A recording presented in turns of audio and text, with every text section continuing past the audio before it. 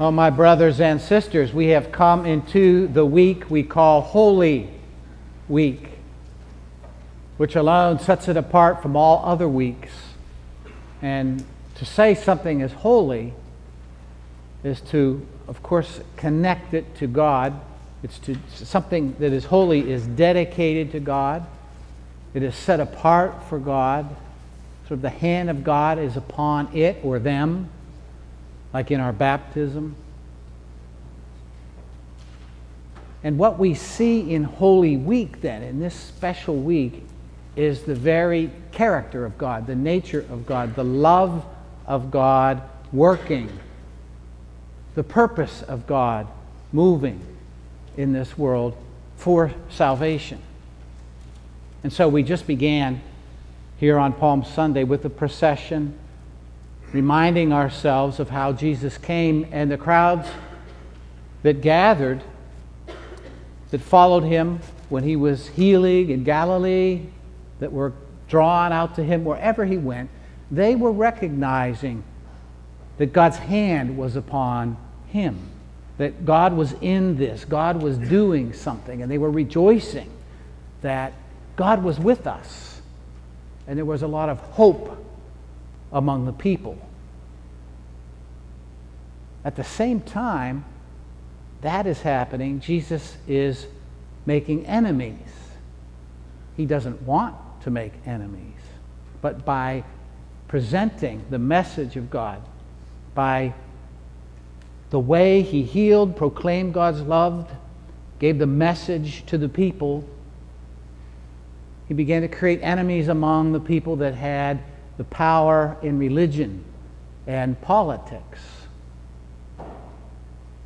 It was threatening to them. But he would not turn his face away from Jerusalem. He knew what he was going into. But he went.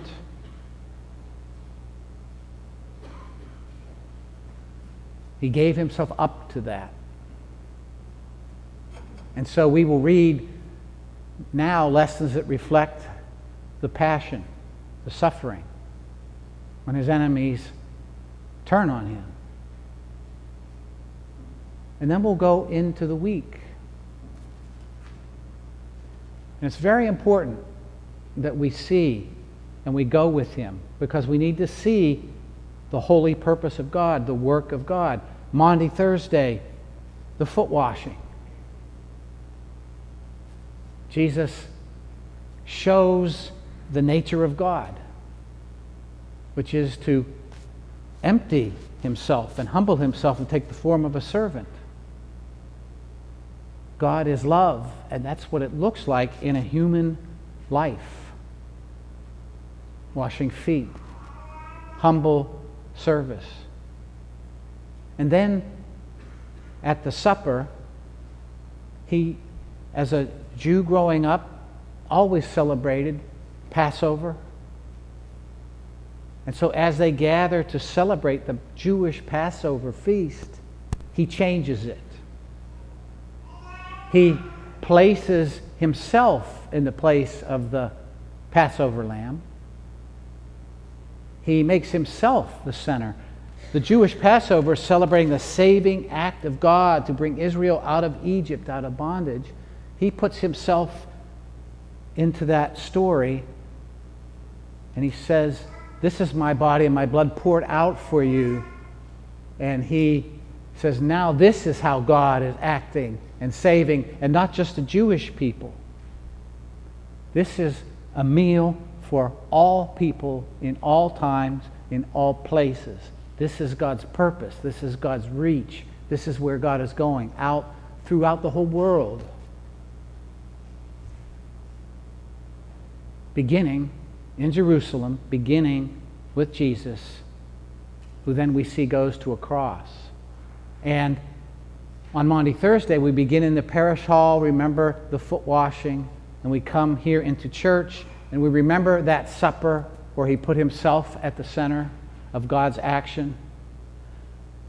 And then we strip the church of all these beautiful vestments and make it as desolate as we can, to represent how he then goes toward Good Friday. He goes to the Garden of Gethsemane. And there in that garden, he is desolate as he looks at what he is giving himself into. But he's resolved to complete the purpose of God, to go through the cross. And so on Good Friday we'll come again and we'll consider the cross. The cross separates Christian faith from all other faiths. The cross is the symbol that has always been central to Christian faith. There's been many attempts to actually get rid of it because it's hard. It's painful. It's a place of suffering. And we look on Friday at the meaning of the cross, the cost of the cross, the cost of love. And what love looks like in human life is not only humbling oneself and washing feet, not only is it letting yourself be poured out, but it's indeed sacrifice for others. And God comes in his Son to be among us and to love to the end. And we remember all these things before our first Easter liturgy. Because if we didn't, then Easter would be kind of like one of those pretty bright plastic eggs that are hollow in the middle. It would have no substance. It would just be a pretty day and a pretty feast. But we come having counting the cost. That Easter day is full of all the week before, and it cannot be separated from it. So, my brothers and sisters, we are in our Holy Week again this year. Let us walk closely with our Lord and our Savior. Thanks be to God.